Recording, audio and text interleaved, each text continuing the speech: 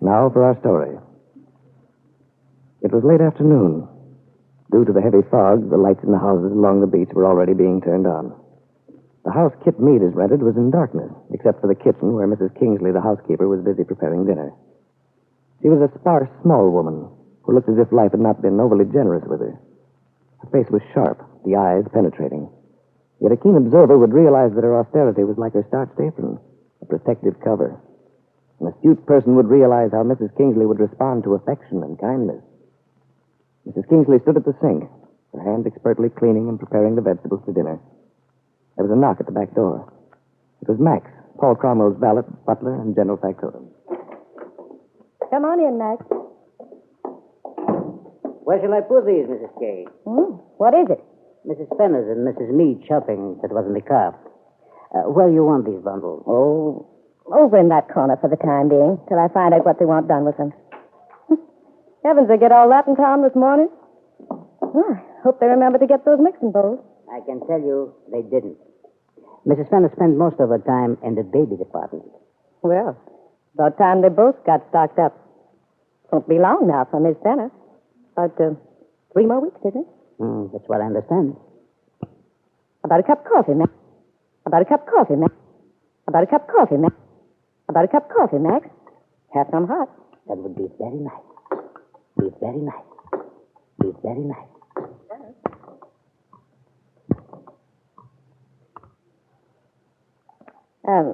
Sit over here, Max. By the way, I have a message for you from Mrs. Meade. She says for you not to bother about dinner. Well, this is a fine time to be telling me. Is she over at your place? Yes. She and Mr. Cromwell have decided to drive up to the Cut's Head for dinner. That smells delicious. Now, if I may have a little sugar and grapes. Right in front of you. And what about Mrs. Fenner? What's she supposed to do? Oh, you needn't worry about your protégé. You're to tell her about it when she wakes up. She's taking a nap, isn't she? Mm-hmm. All right. I'll tell her. But I do think people could give me a little more warning. Good food's too hard to come by to be spoiled and wasted these days. Then why don't you ask me to dine with you? Aren't you going to be driving them up there? No. Mr. Cromwell is going to do the driving. Well, all right. Rather have you than eat alone. I'm flattered, Mrs. Kidd. Well, and how are you liking the job now? I can tell you right now I'd give the whole thing up if it weren't for the chance to make the extra money. Too much work? No, it isn't that. I don't mind the work of taking care of Mr. Cromwell's house and this one, too. That's not what gets under my skin. It's this funny setup. Here I thought I was going to have a nice, quiet summer at the beach working for Mr. Paul. And all of a sudden, Miss Fenner arrives out of the blue from San Francisco. Then Miss Meade arrives from Wakefield. Wakefield. Yeah, Wakefield. Both of them descending on Mr. Cromwell, so to speak. It sure looks funny. I don't see why you say that. I don't necessarily say it. But haven't you talked to some of the other help around here? No. I've never made it a practice to indulge in backstairs gossip.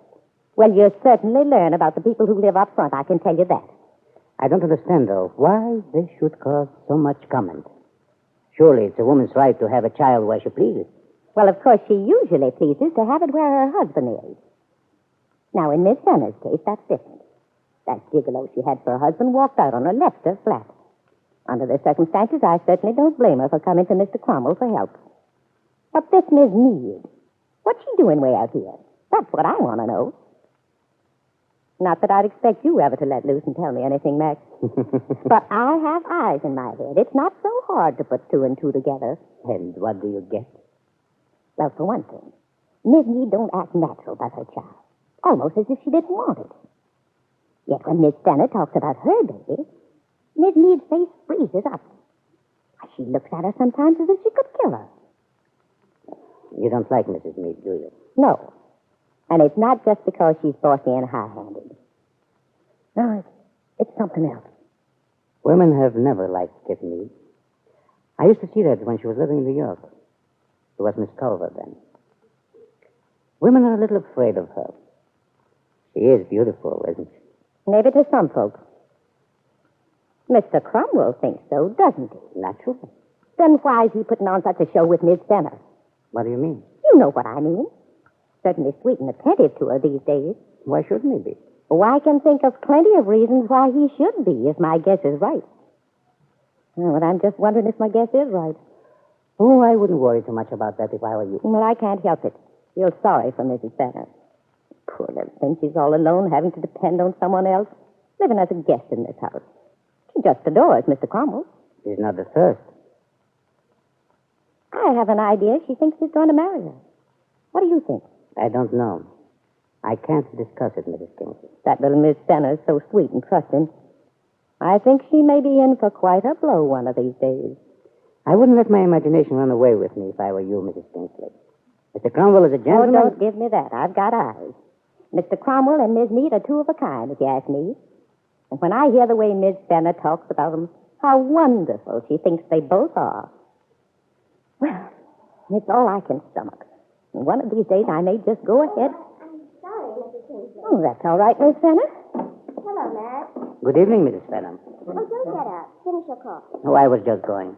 I brought your packages over for you. Oh, thank you very much. Well, see you later, Mrs. Kingsley. Don't make it too late, mind you. All right. Mrs. Kingsley, I wonder if I might have a cup of tea. Certainly. I'll bring it in to you. If it's all right with you, I'd just as soon stay here in the kitchen. Of course, Miss Fenner. Did you have a good rest? Yes. All right, thanks. There. That'll be ready in a jiffy. Where's Kit? She's at Mr. Cromwell's. They're waiting for you. Oh, but it's late. What about dinner? Made plans to drive up to that restaurant. The Coquette. Oh, dear. I don't feel much like going anyplace. Well, why don't you stay here, Miss Fenner? I have a lovely dinner ready. Oh, no, I wouldn't want to do that. I'll go with them. You don't look as if you felt so good. Oh, I feel all right. It's just that I had a bad dream. Oh? It's left me feeling a little depressed. I always feel so guilty when I dream something unpleasant or unkind about people I'm fond of. There's usually a reason for dreams. Well, there couldn't have been for this one. I don't know what caused it. I was in a beautiful valley. I remember there were a lot of white flowers growing in the grass.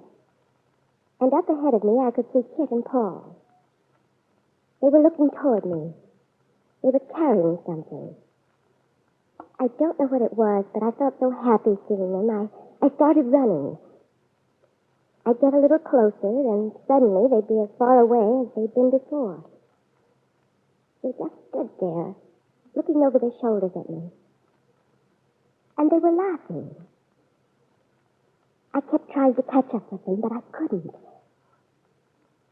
Then all of a sudden, there was no more sunlight. Wisps of fog or smoke started rolling down, and they disappeared. But I could still hear them laughing. Isn't that ridiculous? Oh, I don't know. I awakened feeling so hurt and miserable. Imagine my dreaming something like that about Paul and Kit. Well, dreams aren't nonsense. Oh, Mrs. Kingsley, you don't believe in them. But they foretell the future and all that sort of thing. Oh, no. No, I don't mean that. I've heard folks talk this modern scientific language about dreams. I don't understand it. But I know that dreams sometimes can tell us things we can't or don't want to see. Sometimes, Miss Fenner, life can be the dream. And what seems like a dream is the reality. The water on the stove started boiling just then. After this interruption, the subject was changed. But Lisa hadn't forgotten the housekeeper's remark. She was a little puzzled by it and disturbed. I wonder, Lisa, if your dream is an indication that you yourself have an unadmitted fear, a secret intuition about Kit Mead and Paul Cromwell. If so, it's an intuition you should heed.